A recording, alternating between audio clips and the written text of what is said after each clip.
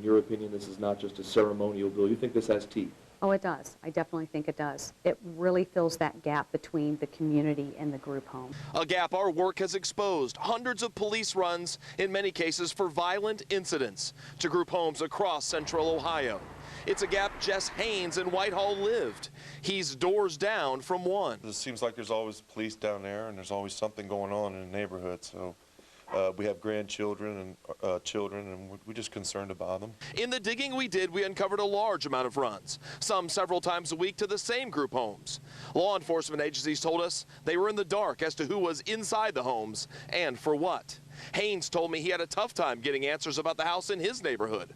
Gonzalez says part of her bill requires juvenile group homes to have a community engagement plan. Protocols, if the community has concerns of a group home, who do they contact? What's the process to address that concern?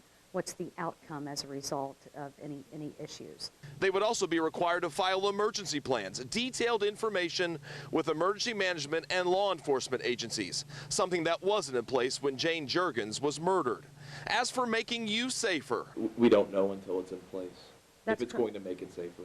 I'm hoping it does. I mean, that is the intent of the legislation. It's to not only make communities safer, but it's also, you know, how to keep the children that are in these group homes safe as well. there's also plans for a 10-county pilot program focused on staff training, tracking outcomes for children, and proper placement of those in the homes. When you were reviewing that there were holes and gaps in just the placement process, that sometimes maybe kids were being put in different places together, that maybe that wasn't the right fit or the right combination for those kids? There were some holes, you know, when we reviewed their policy and procedures, and so we did find, you know, some holes.